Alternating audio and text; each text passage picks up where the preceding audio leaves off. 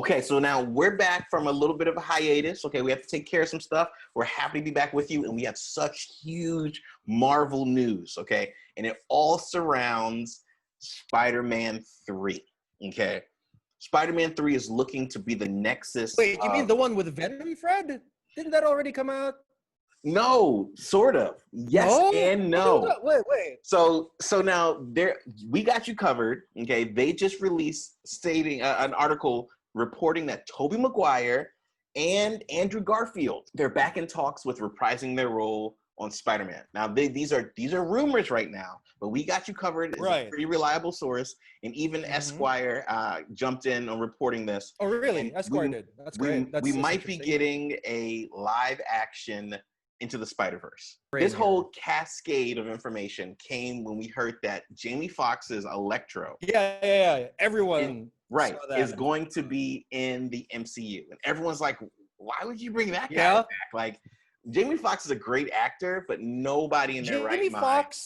Jamie Foxx has got those, like, Marvel snipers outside his window. Because he made that Mark Ruffalo, Tom Holland mistake the other day. In that there was that rumor that circulated, but then he acknowledged it on his Instagram. That's right. Yes, he did. That's like, Jamie Foxx got extremely excited, and he posted on his Instagram. I mean, it is a good to confirm the rumor. Yes. So now everybody's wondering why would Marvel let Electro back in? Because I was like, he wasn't great. Like I gotta say, like when I saw this news the first time, I was like, why would you do this? But why? It's like, no, like Fred said, Jamie Foxx is a great actor. He's one of my favorite actors. If you have not seen Ray, at the very least, like right after this podcast, please watch it. It's Go great. see it. Yes, he's a great actor, but his Electro was not the greatest. It wasn't top notch. If you ever wanted to bring back another actor to the MCU that portrayed a prior Marvel character, my first thought was, where's Dr. Octopus and Sandman? In my opinion. Yeah, but now remember, we actually did a video, and go ahead and check that below.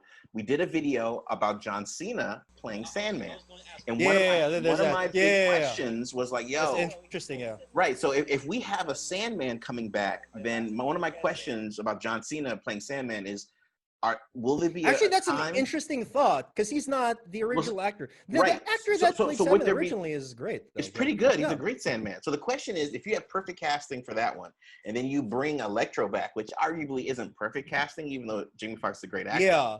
My question was, would there be two Sandmans fighting? Okay.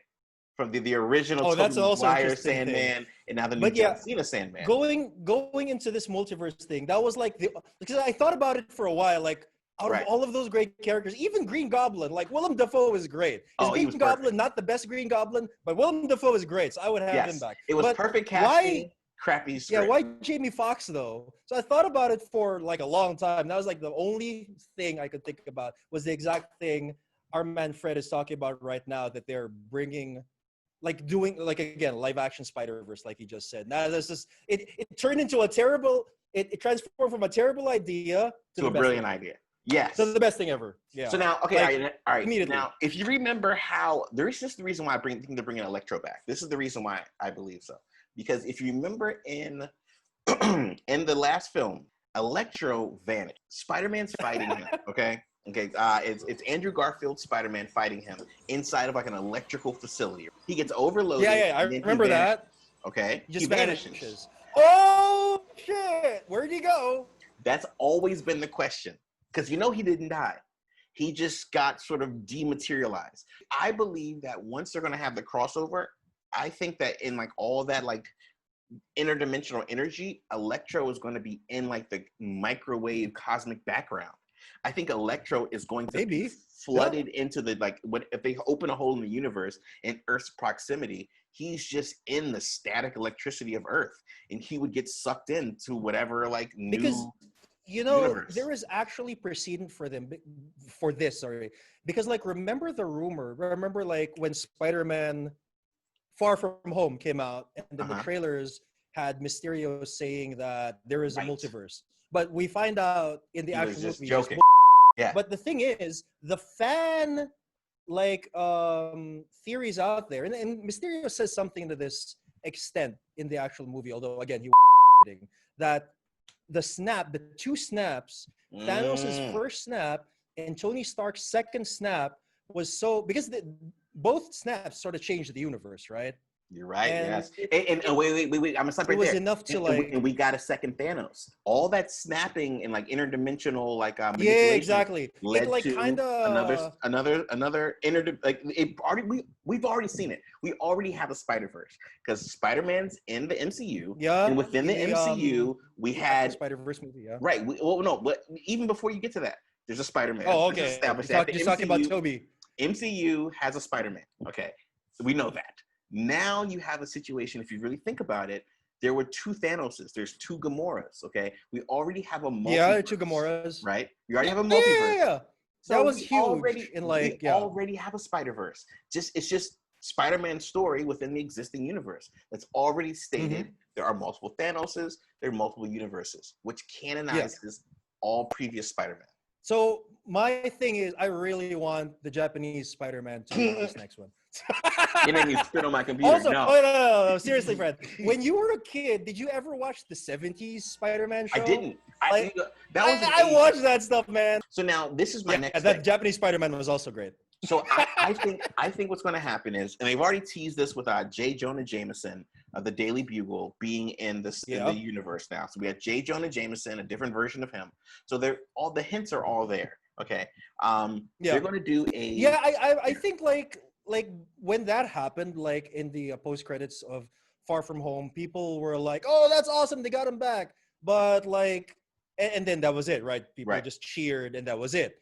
But like, considering all the news and rumors and whatnot very recently, I'm thinking that was again Kevin Feige brilliantly peppering like he was getting us ready storylines, which is exactly. So there was like way more to that post-credit scene than anyone except him thought.